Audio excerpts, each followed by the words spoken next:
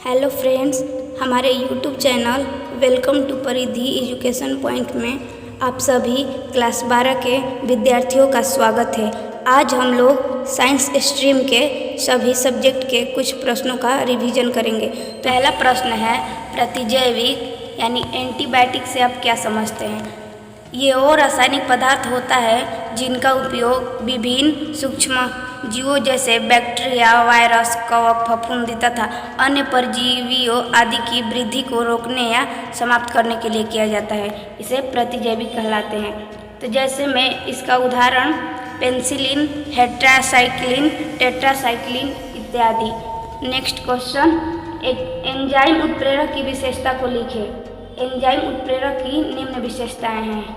Enzyme उत्प्रेरक उच्च दक्षता से निम्न सक्रियता वाले होते हैं।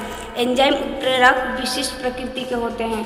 एंजाइम उत्प्रेरक अनुकूल तापमान के होते हैं। एंजाइम 5 से 7 पीएच पर बेहतर कार्य करता है। हमारा नेक्स्ट क्वेश्चन है, अयस्क का सांद्रण क्या होता है? जो हमें अयस्क मिलता है उसमें अयस्क के साथ साथ कुछ अशुद्धियाँ जैसे कंकड़, बालू, पत्थर आदि मिलते हैं जिन्हें हम अघात्री कहते हैं, जो उपस्थित रहते हैं। अयस्कों से गैंग को अलग करने की प्रक्रिया को अयस्क का सांद्रण कहते हैं। अगला क्वेश्चन है, साबुनीकरण से आप क्या समझते हैं? तेल अथवा वसा के क्षारीय अपघटन करने पर साबुन प्राप्त होता है। यह क्रिया साबुनीकरण कहलाती है। नेक्स्ट क्वेश्चन, परमाणु संख्या किसे कहते हैं?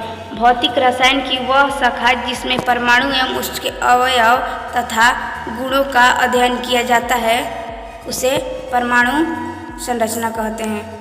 नेक्स्ट क्वेश्चन है हमारा, नेक्स्ट है लेविस बिंदु संरचना से आप क्या समझते हैं? तो 1916 ईस्वी में लेविस ने परमाणु अणु या आयनों का संयोजी इलेक्ट्रॉनों को बिंदुओं से निरूपित करने की विधि बताई, जिसे हम लोग लेविस बिंदु संरचना कहते हैं। लेविस ने अपने नाम पर यह संरचना को अपने नाम से रखा है, लेविस बिंदु संरचना।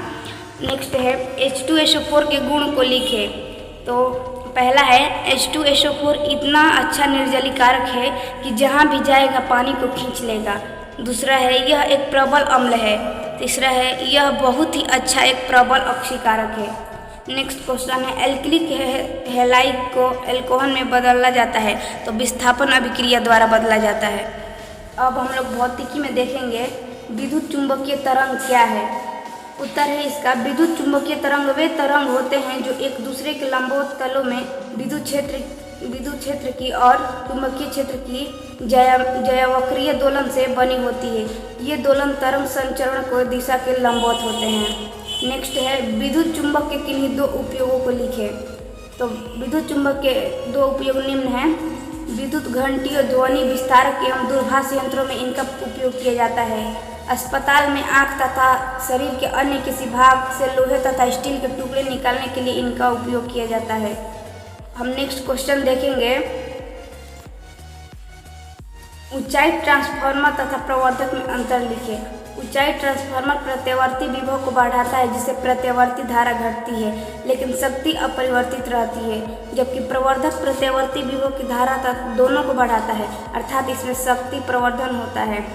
पृथ्वी के चुंबकीय तत्वों से आप क्या समझते हैं? किसी स्थान पर पृथ्वी के चुंबकीय क्षेत्र के परिणाम और दिशा का पूर्ण ज्ञान जिन राशियों से प्राप्त होता है उन्हें उस स्थान पर पृथ्वी का चुंबकीय तत्व कहते हैं। उपचाई ट्रांसफार्मर में कौन सी राशि घटती है? तो ये हमारा हो जाएगा वोल्ट। नेक्स्ट क्वेश्चन है हमारा, पराबैंगनी विकिरण के दो गुण एवं दो उपयोग लिखे। तो पराबैंगनी विकिरण के दो गुण निम्न हैं। पहला है, ये किरणें कांच द्वारा अवशोषित हो जाती है। दूसरा है, वायुमंडल के अणुओं अथवा परमाणुओं को आयनीकृत कर देती है जिसके कारण आयन मंडल का निर्माण होता है। अब हम लोग इस उपयोग देखेंगे। तो उपयोग में है पहला, अदृश्य लिखावट एवं कीमती पत्थरों की पहचान के लिए इनका उपयोग किया जाता है। दूसरा है, पदार्थ के संरक्षण में इनका उपयोग किया जाता है। नेक्स्ट क्वेश्चन है हमारा, किलोवाट घंटा किसका मात्रक होता है? तो किलोवाट घंटा हमारा विद्युत ऊर्जा का मात्रक होता है। नेक्स्ट है इंग्लिश में निबंध है, write a letter to your mother in about 80 words to inform her that you are going to see your friend who has taken ill. तो हम लोग आंसर इसका देखते हैं। तो आप यहाँ पर कोई भी प्लेस का नाम लिख सकते हैं। हम अभी लिखे हैं डुमरा, बक्सर, 28 अगस्त 2021।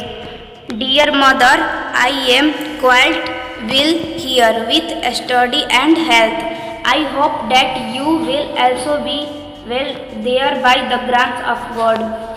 रोशन, यानी कि रोशन आप अपना कोई भी फ्रेंड्स का नाम लिख सकते हैं। Roshan is suffering from fever at आरा।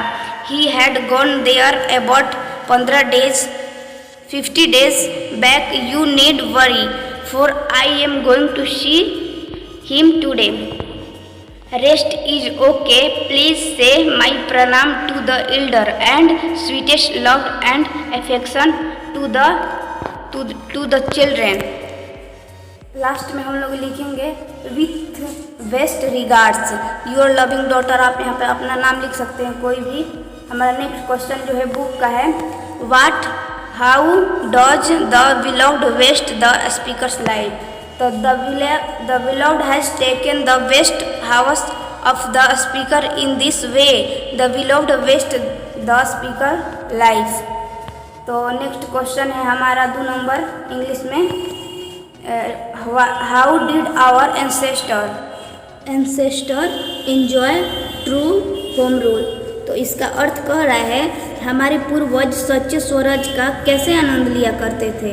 तो हमारा आंसर है our ancestor disliked courts and labyrinth. They settled their dispute without going to courts. They need now intervention by the police or courts। in this way the enjoy true home rule। तो हमारे पूर्वज courts, कचहरी, वकील को नापसंद करते थे। वे लोग अपने झगड़े का निपटाना बिना कोर्ट के गए हुए ही करते थे। उन लोगों को किसी भी प्रकार के इंटरवेंशन, हस्तक्षेप की जरूरत नहीं थी। कोर्ट या पुलिस के द्वारा इस प्रकार के वे लोग स्वराज का आनंद लिया करते थे। धन्यवाद।